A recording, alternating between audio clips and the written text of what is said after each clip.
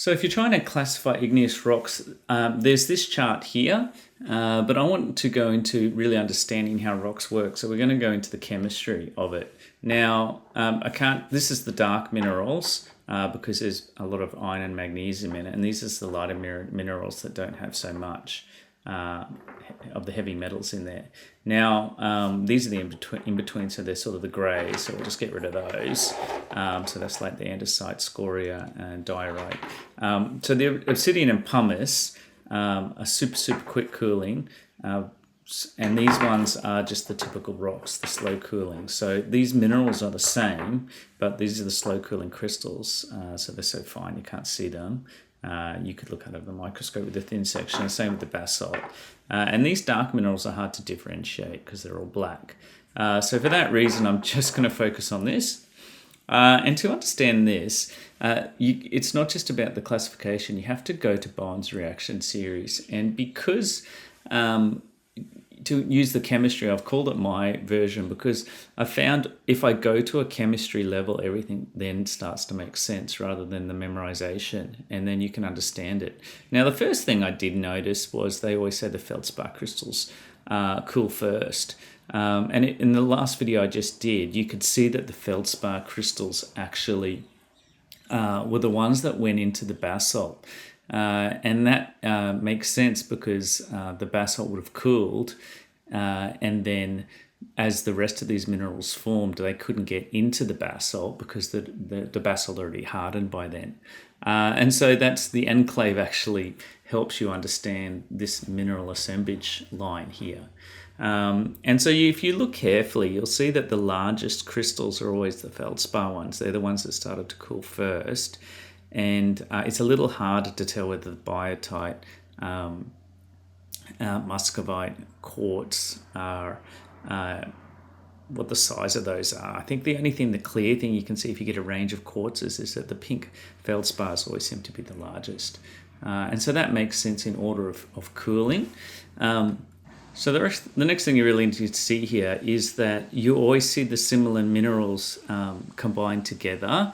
And because so as I said, with the key to understanding biology is to understand that carbon forms an infinite number of 3D shapes, and quartz, rocks, is the same thing. The key to understanding rocks is it's an infinite number of three-dimensional shapes, but this is silicon dioxide. They're both tetrahedral structures.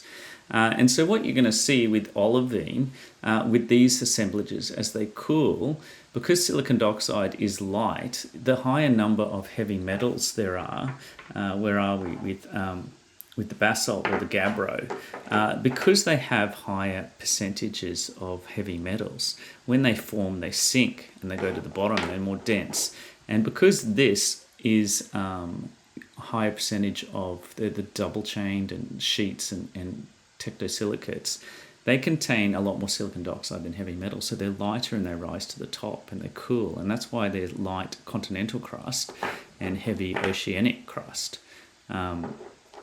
And so that's sort of the key to understanding that. The reason why we have explosive volcanoes is because of these complex, really rigid, less viscous materials, so that the pressure explodes, whereas the basalts are just single and double, single chain and just single silicates, and so they're much more viscous and they flow over each other, and so you get the shield volcanoes. And so it all starts to make sense once you understand how the silica works. And then you'll see, as you'll expect, it's hard to tell. I said I wasn't going to talk about this one, but you won't see any feldspar in there unless there's something special like an enclave. And so you're going to see all the olivine, pyroxene, and the calcium plagioclase, which is black, in here. And you might see some white sodium palaclase. But you're only going to see mineral assemblages that are close to each other. And then, because these things will sink, and there'd be no reason for them to form across, they form next to each other as they form the rock. And so all of these lighter minerals rise, and the feldspar starts solidifying first, and then the muscovite and quartz, and so you see a different range here.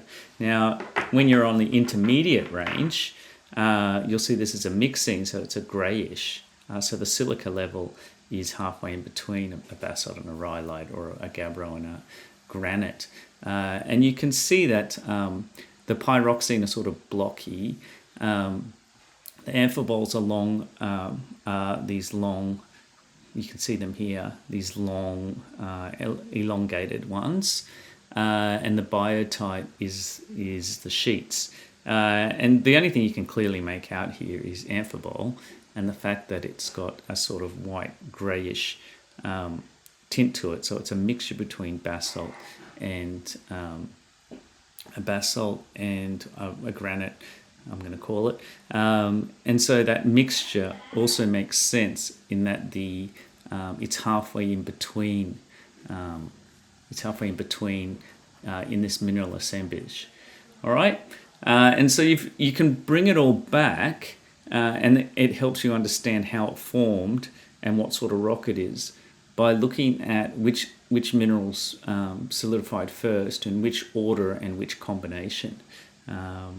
Okay, so yeah, I just had to finish that off and sort of tell you why it was important to do a simple experiment that I don't think I've seen on the internet, doing crystal fractionalization, to actually physically show that to you. So you can see that the copper crystals formed first, and they're much larger, and then the other crystals formed and filled in the gaps basically, and they're a little bit smaller, and they formed in the correct order as well. Okay.